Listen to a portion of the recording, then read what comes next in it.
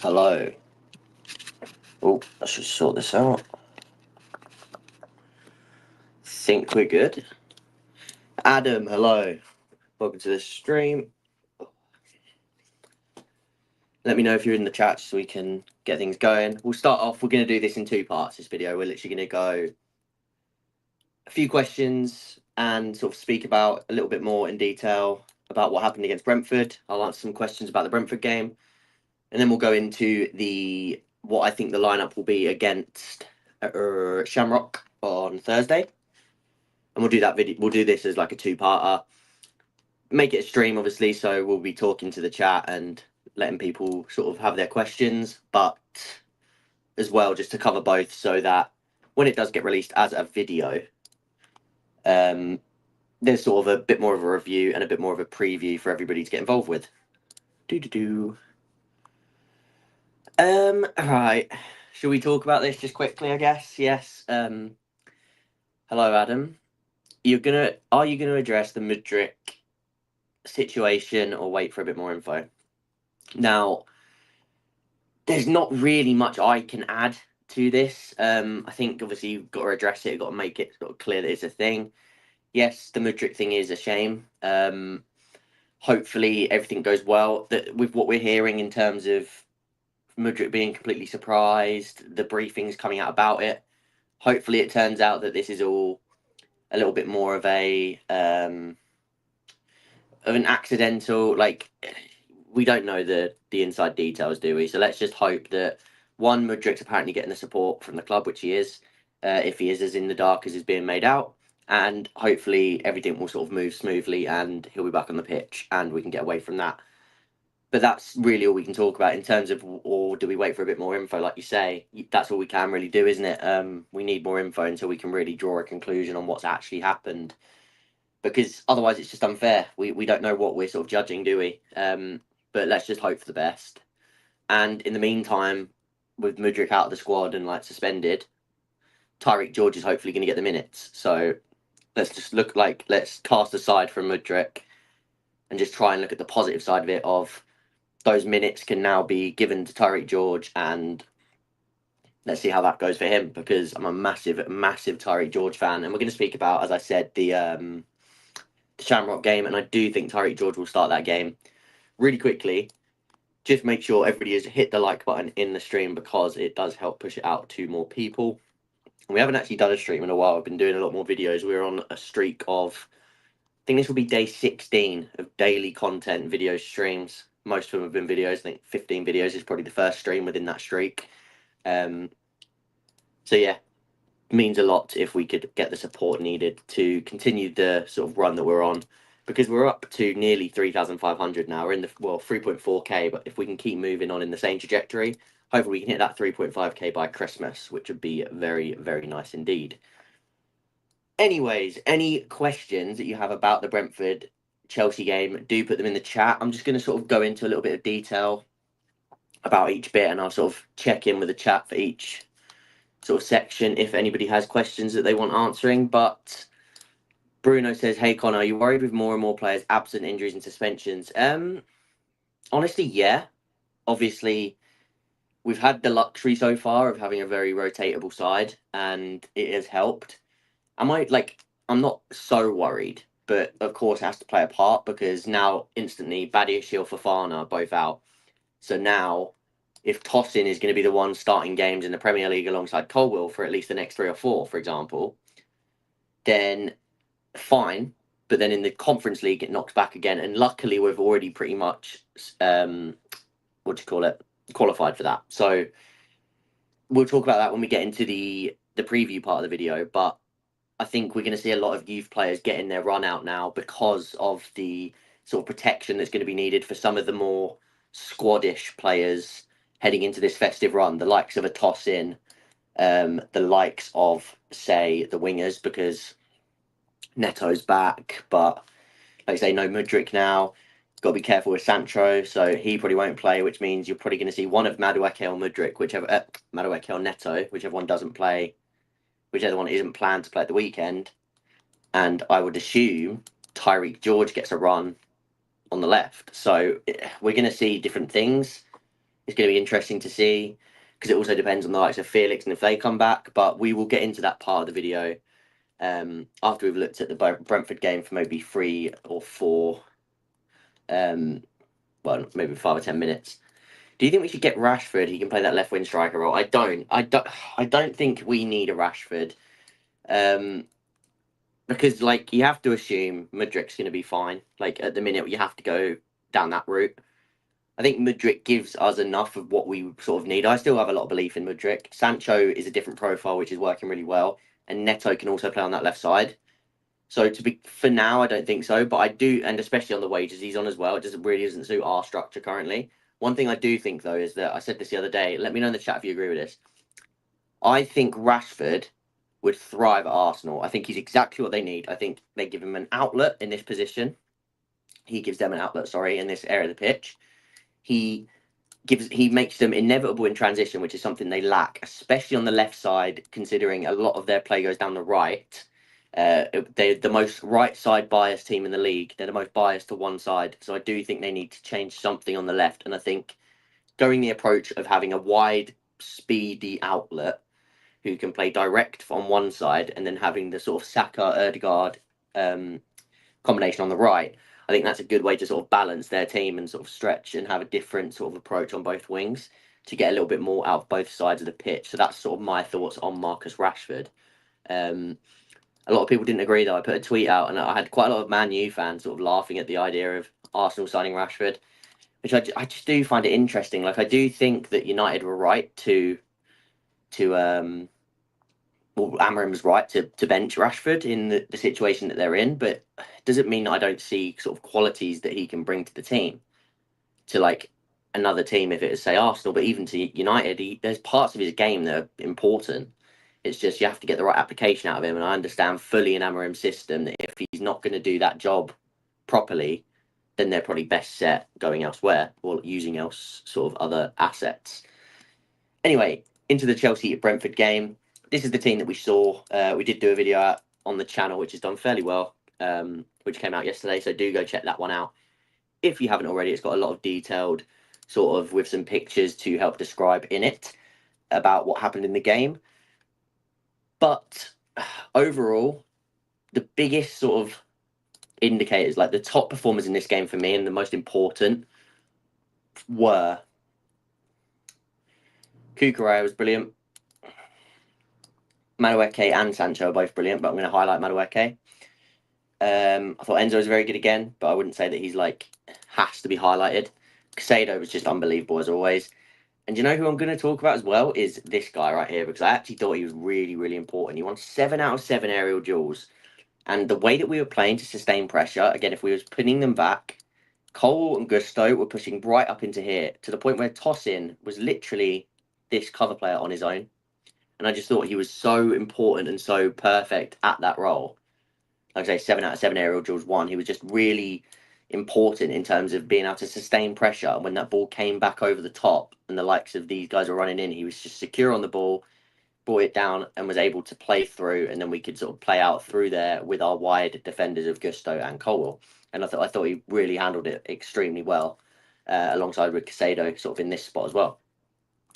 Thoughts on Leslie coming back in January? I think he's a good squad asset to have. I think look at it this way. I think he'd have been a good sort of number 6 to have in the Conference League over, say, a Cassidy. Cassidy's done well in his games, but Ugachukwu gives you a different type of profile, and he's a more defensive profile that you could actually use in certain games, sort of in, say, you're ahead in a game and you need to sort of close out for the last 10 to 15 minutes. He's a good profile for that as well. So I actually think he's one of those players that I was more than willing to keep around from the get-go in the summer. I did think the Southampton move would be a good one for him because I thought that it was going to be beneficial for his loan, for his development to get those minutes, but he just hasn't worked out the way I thought. And especially in a team like, I have no doubts about Ugachukwu out of possession. I think he's got the frame and everything you want from a defensive midfielder. But the part that I wanted to sort of see refined and sharpened was that sort of on-ball circulation, getting it on the ball in the pivot with his back to play, knowing how to circulate it backwards and when to sort of take it on the half turn and go forwards, playing through the sort of tighter areas when teams are dropped off deeper, like they did against Brentford. And I thought that would happen for Russell Martin. And if he got the minutes there, and we never know, maybe in training it was still working out that he was getting some good sort of development on that side of things, because despite the results being poor, they're thorough in what they try to do. At least they were before Russell Martin obviously got sacked a few days ago. So it's a weird one with Leslie Ugochukwu, but I do think he could be useful to the squad when he does come back, for sure.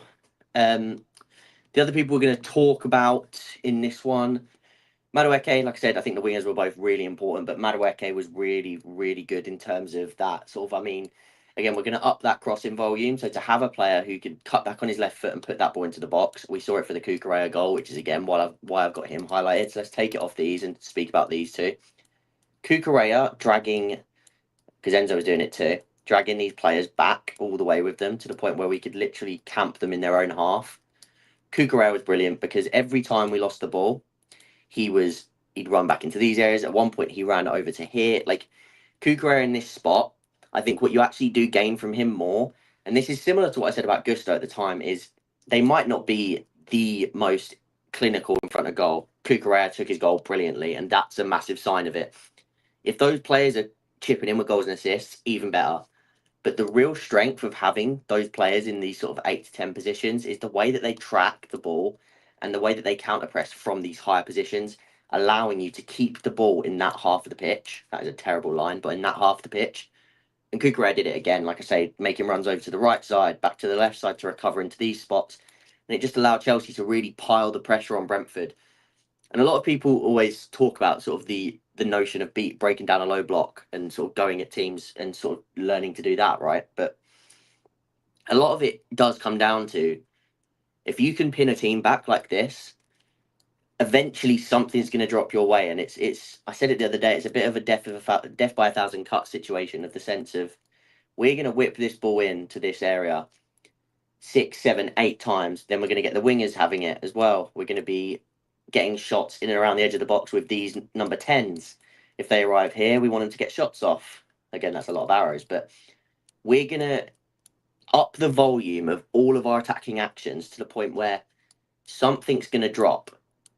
We're going to sustain pressure, we're going to control the game, and when something does drop, we need to take it, and that's how we're going to open you up. And once we were 1-0 up, the game opened up slightly, a little bit more and a little bit more, and then as the game went on, it continued to open up until the 80th minute, where Jackson found himself in a 2v2 break. And that's exactly what you want when facing a low block. You want to open them up to the point where now they can't play in a low block anymore. They have to come hunting for you. You've changed the game state, and now you can play your type of football. You can play a little bit more expansive. You can play through the lines when they go man to man, and you can find yourself in those overload or even just 2v2, 3v3 situations. So, that being said, I think the game plan was perfect against Brentford. I thought that Maresca, yet again, got it nail on the head in terms of upping the shot volume, upping the cross volume, using these players in these areas to get the ball into the box. And last but not least, having Casado alongside these two, again, just to sweep up absolutely everything. I could draw this like that. Like, Casado is an absolute joke. He's a cheat code of a midfielder. He wins absolutely everything. He has the quality then himself to spray the passes in this direction, but he also has the intelligence to sometimes just slow it down, sort of circulate play backwards, even to here or to toss in, allow players to regroup and reshape, and then he'll play. And that's what I love about the likes of Casado. Enzo does this really well as well. He's that extra little intelligence, and Lavia too, that extra intelligence to allow the team to reshape. The one thing missing is just knowing to do that now in all aspects. And what I mean by that is knowing when to do that late in the game. Because what we did also see was the throw in from this position with Kukurea out here, Casado pushed up into here. And then what happens is that the ball gets turned over and you do only have these three at the back, because then you've got Enzo trying to retreat. Again, it's not his best sort of asset, like I said about Kukurea or Gusto in those zones. Enzo has been good and he's improved and he's getting about the pitch better in that aspect of things, but I do still think he's better side to side defending rather than up and down, which means when he has to cover these sort of large distances, it's still not a strength. And like I said, the ball gets lost here. Casado, Kukurea, they have to track back, but by then you've already got these guys breaking, and Mbeumo in this sort of position manages to find that sort of space in behind, and that leads to a goal. So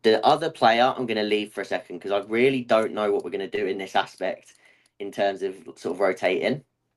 So I'll put what I do think is going to happen on screen, and then we'll sort of debate the last spots. Madueke / Neto is hard, so I'm going to put them both there and put a circle around them, and we can discuss that one as well. Because like I say, it depends who you're going to play against Everton, really, as to who plays that role. I think George is going to play on the left. I think Guiu is going to play up front. So that leaves us with the midfield 3. Midfield, I think KDH is pretty much guaranteed. I think Nkunku might play as a 10. Because the way they sort of framed it is that Lavia and Felix will be ready for Sunday. So I don't think that means Felix will be available this game. Like, I might be wrong, but it might also, do you know what I mean? It might mean he's not available for that. So I'm going to say KDH and Nkunku are the pocket players, which leaves us with a centre-back and a DM. Now, that could be Raksaki again, based on his performance. Of course, it could also be Kassadai, who, for some reason, I don't have on this screen either. What number is Kassadai? Just so I can put him on here. Can somebody let me know what number Kassadai is? Because I forgot that. You think Neto will get minutes? George needs to be more selfish. He is quite against Asana. I know what you mean, but I think it was the sort of conditions it was in. I don't blame him for that. Madueke looked gassed at the end of Brentford. Almost thought he put. Yeah, true. I forgot about that. He did actually have a bit of a knock, didn't he? So it might be Neto either way. Where else are we? Right now, I like every Chelsea game because we play really good. Yeah, it's just fun, isn't it? It's just fun to sort of be a part of. You think Castay will play? Someone report they'll both be back for Thursday. Do you mean Lavia and Felix? Because Lavia won't play anyway because he's not registered in the Conference League game. But that would probably make a difference in the midfield because that would probably mean Felix does play. So that might mean Nkunku plays up front. Guiu starts on the bench. Castay will start surely. 31 Castay. Cool, thank you. So yeah, maybe that means Castay starts in here like he has been with Raksaki on the bench. But then who do we see in defence in here? Because I think Vega will invert into midfield. So what you're missing is the left centre back. Okay, Badiashile is out. Cole will be rested for the weekend. I really don't know where we go with this one. I really don't, because you've then got the option of playing Vega as the left centre back, and then you've also got the fact that we're probably going to need Vega for the game after as well against Everton, right? Because Cucurella is out. So do you start Vega there, and do you start somebody else? I mean, again, I would say somebody like Ishe Samuel Smith, but I just don't think it's going to happen. So I don't think it's worth putting it in. KDH, you say? I've got KDH here. Ishe, yeah, that's what I mean. I would love it to be Ishe, because then Vega could play as the left centre back, and Ishe could play as the left back. But I just don't think it will happen. I would love that to happen, but I just don't think it will. So then, like, the only other thing I'm thinking is because it's going to be against Shamrock and we're going to be set a little bit more, does he throw Raksaki in if he trusts him and just have him invert into the middle and play sort of like this with both of these guys in midfield? I really don't know. Pardon me. I really don't know. Shimaheka, I'm hoping, gets minutes. So, yeah, what do you guys think? Oh, Cucurella could play. I didn't think about that. That's a very good point, Shaz. He is registered, isn't he? That is a very good point. I didn't think about that because obviously we know he's not going to play. That's a good point. I kind of think that might happen now, actually, now you've said that. To which point I'm going to do this. I think you're right. Someone says about Elise at right back. I mean, yeah, of course, another option. Felix and the Nkunku up front. Yeah, like I say, if Felix is back, I do think it would be that. But I was under the assumption that Felix wasn't going to be back until Sunday, the report that I saw. So if he's back for Thursday, then yeah, get him in there. Could be Vega centre back, Gusto left back to start with. Again, though, Gusto, he's going to have to play against Everton. So I think you don't risk Gusto. And I don't think you risk Tosin or Colwell. So that's why I'm sort of making the defence like this. I did forget about the Kukurea point. I think that is a very good point by whoever said that. Shaz said that. I do think that could be correct. The only other thing then I'm thinking is who starts on the right. And maybe because Noni sort of went down, looked a bit gassed, had an injury, maybe Neto starts on the right for 45, just in case he wants to play him at the weekend as well. Maybe he plays him for both for 45 and then sort of leaves it open at the weekend who's going to play where. But I'd assume it could genuinely be either one of them, but I would assume that all it's going to be is Maresca's going to make the choice before the game which one is going to play on Sunday, and whichever one isn't going to start on Sunday will be the one that starts the game. So, like I said, I really don't know. I think that could genuinely be either one. I really do. Carney, yeah. I mean, again, I'd love Carney to be in the team, but again, if you got Felix, you got KDH will definitely play. I just think for the squad minutes, I think he's just being fancied ahead of Carney at the minute. If it was up to me, Carney would be in this team 100%. But who knows? I start Neto in conference. I think Madueke is more useful against Everton's low block. I'm not sure. I really don't know because it really depends where the soft spot is in their low block, and which is why I need to rewatch a few of their games because Neto has got a ridiculously Like if Madueke's cross was brilliant the other day for that one into the box, that in swinger into here, that's like Neto's bread and butter. So Neto having that, I actually think Neto's is even better. So if you want to sort of get to that point again and you want to overuse that cross or you want to have your wingers cutting inside to get shots off, Neto's tool set and his passing tool set is actually more useful. But it depends, like if their weak spot is sort of hitting that switch directly and trying to attack this back post, then I do think Madueke's athleticism is a little bit more important. So that is why before I make a call on who I would start on Sunday out of those two, I kind of need to watch the games and see exactly where the weak spot is within their low block. Otherwise, it'd just be disingenuous of me to say which one I believe in because I haven't done the research yet, which is required. And that if there's one thing I want to be on this channel, it is genuine about my thoughts. I want everything to be 100% sort of thought out and thorough. I feel I've used the word thorough about 100 times in this stream already for some reason.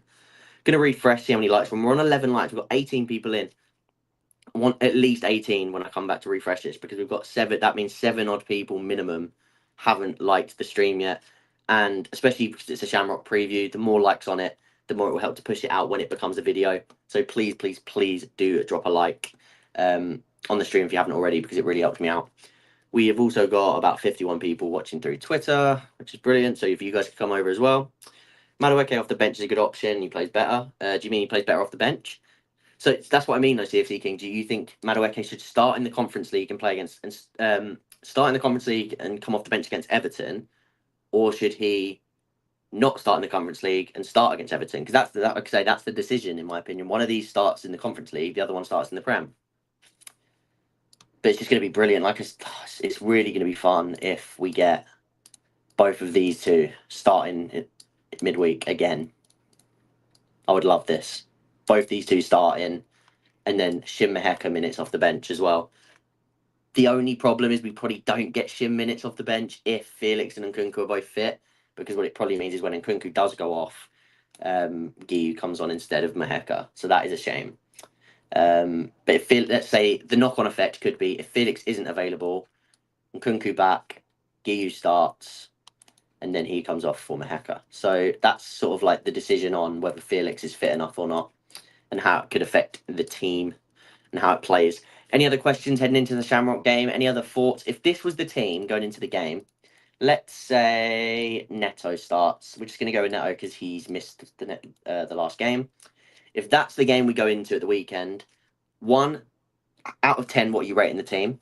2, what is your score prediction? So you can put them in the same message. You can put, I don't know, 7 out of 10, 3-0. Let me know your rating for the team and the score predictions. CFC King says Madueke starts conference, Neto starts Prem. Yeah, and I don't disagree with that. As long as Madueke is fully fit, I think there's a, like I say, I probably would be edging towards Neto starting in the Prem against a low block because I think he has a better pass in Arsenal for against the low block, especially with that crossing. So yeah, I do hear that, and I think this could be the way going about it. in midweek, as long as Madueke's knock at the end of the game isn't anything serious. How confident are you about the back line? I know it's Shamrock, but like I say, like those few hits that we've taken with Badiashile and Fofana to then mean Tosin is playing in the Prem team, and you're now ending up with Disassi as the experienced figure. Joshua, I think, is phenomenal, but again, he's a youth player. And then Vega, who again I think is brilliant. I guess you got Kukurea. I forgot about that. If you have Kukurea in there, it's not bad. Biggie gives it a 7 out of 10 rating for the team with a 3-1 scoreline. So he doesn't think we'll keep a clean sheet, but he does think that it's a 7 out of 10, and then we'll score 3 goals. I think Everton will play similar to Brentford and hit us on the counter. 2-0 Chelsea. They definitely play a low block. Like I say, I've watched enough Everton to know the vague gist of what they do. But what I mean is, like, when I'm going to watch these games back, I'm going to look exactly where within that low block Chelsea can exploit, because each low block, whilst it is a low block, they're different. They're not all the same. Not each team's personnel in a low block is different, which means there's different exploitable factors within that. If there's a more aggressive defender on one side, if there's a certain defender that sort of moves their feet slower in 1v1 situations on either side. Like, there's a lot of aspects that go into the sort of breaking down and the analysis of each game, and that is one aspect of it. Low blocks aren't all the same. Does Zazi in the centre worries you? Yeah, again, it would have to happen in this, but I hear it. I wouldn't be too worried about it for this game. Don't think he's been too bad in the Conference League. I think he's had a few poor games, but I don't think he's been the worst. I think he's had a few good performances against. I mean, Astana is okay. He's just been okay, really, isn't he? We need to improve our set pieces because we did nothing with it against Brentford. We went close from 1, I think, against Brentford, didn't we? But again, Brentford are a good side in the air. They themselves do well from set pieces, and our set piece output has gone up lately in both Conference League and Premier League. So I think it's going in the right direction, and I think we're defending them slightly better as well. So that's another sort of sign. So yeah, I wouldn't be too worried about that. Wouldn't be too worried. We're on 16 likes already. Can we get to 20? Can we get to 24 more? I'll refresh that in 2 or 3 minutes before we end the stream. Any last questions before we end the stream on the Shamrock lineup and how we could set up? Otherwise, we are going to end it, and this is going to be the team that we say that we set up with for Thursday's game, and I will give my prediction. I will say that we win against Shamrock 4-1. And I think Tyreek George is going to score his first goal for Chelsea. So we'll highlight him. Oh, that's on the arrow. Tyreek George will score his first Chelsea goal. That's my prediction. We're going to win 4-1 is what I'm saying. Thank you, everybody, for watching. We've done about a 40 minute stream today.